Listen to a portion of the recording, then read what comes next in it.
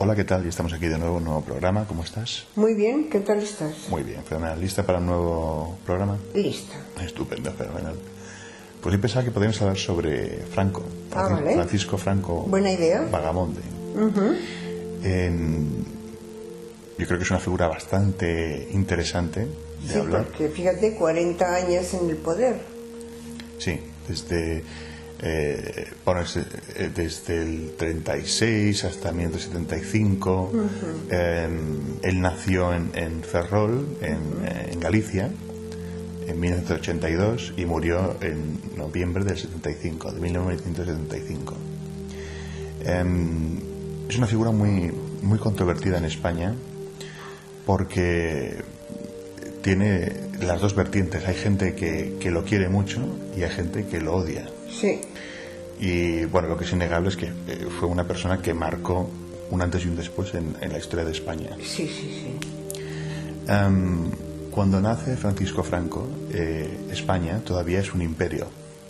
Tiene colonias en Cuba, en Filipinas, y eso es cuando ya lo pierde y queda solamente pues la península ibérica y un territorio en Marruecos. Pero a lo largo que avanzan los años, pues se van perdiendo cada vez más territorio en Marruecos, ¿no?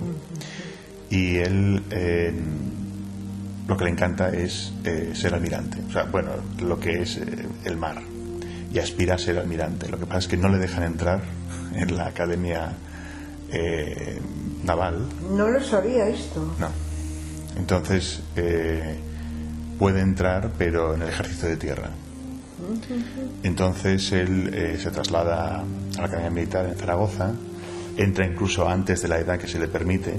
Qué curioso. Y al poder entrar antes de la edad oficial, lo que le permite es, con diferentes acciones de valor y dedicación a todo lo que es lo militar, puede ascender rápidamente dentro de los militares. Pero claro, esto como es tan joven, resulta que llega a ser una de las personas condecoradas más jóvenes de la historia. De hecho, a la edad que llegó a ser general, solamente había otra persona en toda la historia que llegó a ser general a esa misma edad, que fue Napoleón. Oh, qué curioso. Sí. Bueno, entonces lo más interesante también de Franco es que en España, en ese momento, eran tiempos muy revueltos. Entonces, bueno, pues había un rey en España que luego pues fue derrocado, luego lo volvieron a poner, en fin, eran tiempos muy, muy complicados. Entonces, Franco lo que hacen es que lo destinan a Asturias porque hay una revuelta en contra del gobierno. Sí. Entonces ahí es donde pues consigue sofocar la rebelión. Se le atribuye como la Revolución de Asturias de 1934. Sí. Y bueno, pues es muy reconocido por eso. Entonces se le empiezan a asignar como más misiones y más importantes, pero llega un momento en que el gobierno, en ese momento, que era la República, la Segunda República, dice, bueno, este señor hay que mandarlo un poco lejos porque es una amenaza para la República, posible amenaza. Sí. En caso de que sucediera algo. Entonces intentan enviarle pues fuera de la península ibérica, ¿no? Le envían pues a Canarias, sí, a África y tal, ¿no? En sitios que realmente no moleste. Exactamente, ¿no? Pero él estuvo al servicio de la República. Sí. Entonces resulta que la situación económica y política en España llega a un punto que ya no puede aguantarse más, que un día hablaremos más en detalle de la política, por qué sucedió esto. Sí. Y estalla una guerra civil. Entonces hay dos bandos.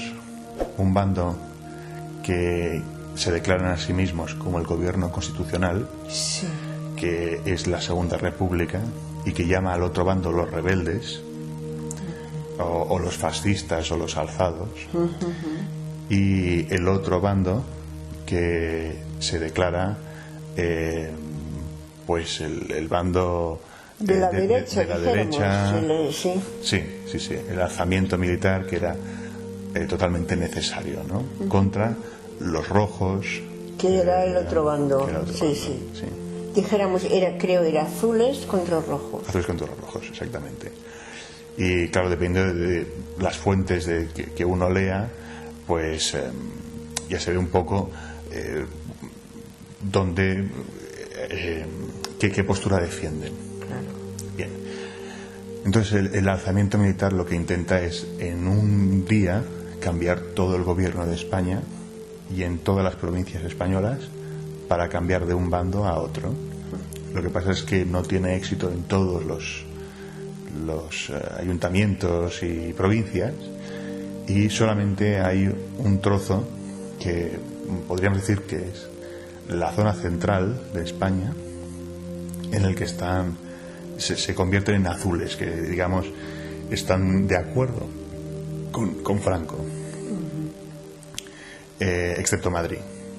Madrid sigue siendo un punto a favor de la República, pero todo lo que es la costa, desde Barcelona a Valencia, todos están apoyando al gobierno de la República. Bien.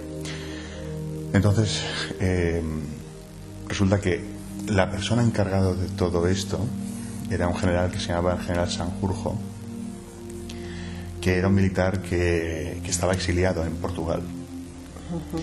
Entonces este señor iba a tomar el mando de todo el alzamiento en España e iban a traerle en un avión desde Portugal a España. Pero resulta que el avión en el que va se estrella y muere. Oh. Sí. Entonces, digamos, los que estaban organizando todo, sí, dicen, bueno, tenemos que buscar un suplente, una persona que sea capaz de tener esto. ¿Con quién podemos contar?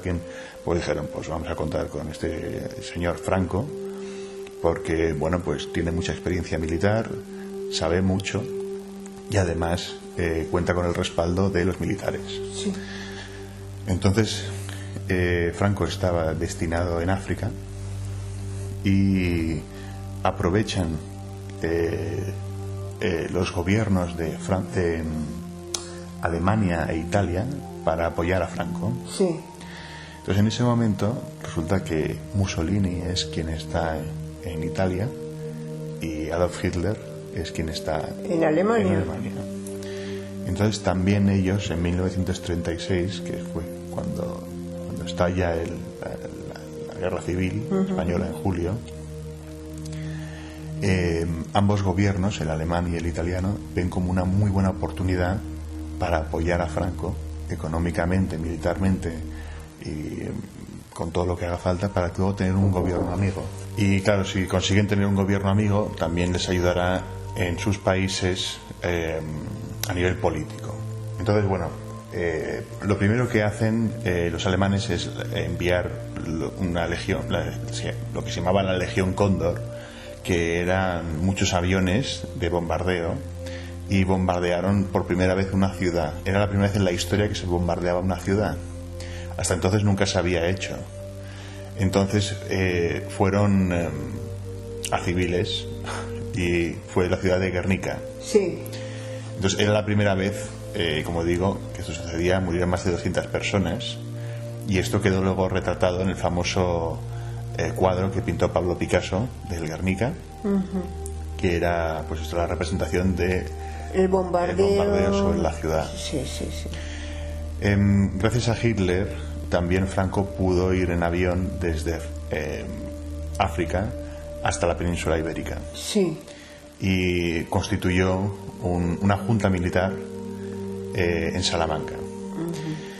Entonces, bueno, para cortar un poco la historia, finalmente consiguió, después de 3 años la guerra, terminar con la guerra civil y alzarse con el poder. Entonces estuvo durante 40 años al mando de España, y claro, durante ese tiempo pues la Segunda Guerra Mundial pues terminó. Entonces los gobiernos de Italia y Alemania ya dejaron de existir, el fascismo como lo conocían, pero hasta ese punto eran muy amigos. Entonces hay un documento que ha salido ahora, que es del MI6, de los servicios de inteligencia secretos británicos, que habían conversaciones entre Hitler y Franco. Entonces estos documentos se han desclasificado porque ya han pasado más de 70 años. Y hay una famosa reunión que tuvieron Hitler y Franco presencialmente en un tren en Hendaya. En Hendaya, sí. Sí. Y era pues para hablar sobre que España entrara en la guerra a favor del eje de Alemania e Italia. Lo que pasa es que España en ese momento estaba muy empobrecida y con... Sí, entonces oficialmente la versión es que se declararon neutrales. España se declaró neutral, pero de algún modo simpatizaba con los alemanes, incluso les ayudó a los nazis a escapar a Argentina después de la Segunda Guerra Mundial. Bien, pues este documento del MI6 lo que dice es que el gobierno británico no quería que España entrara en la guerra y pagó lo equivalente hoy en día más de 230 millones de dólares a altos oficiales españoles para convencer a Franco de que no entrara en guerra. ¿Y por qué razón?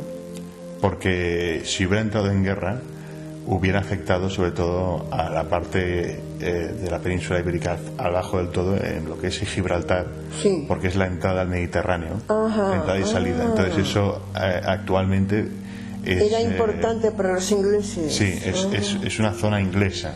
Sí. Oye, pues muy interesante. Vamos a dejarlo aquí y seguimos en el próximo programa, ¿te parece? De acuerdo, hasta la próxima. Hasta la próxima, chao. Si te ha gustado el programa, suscríbete y dale a like. Y no te olvides darle a la campanita para no perderte ningún episodio. Nos vemos en el próximo programa. Chao.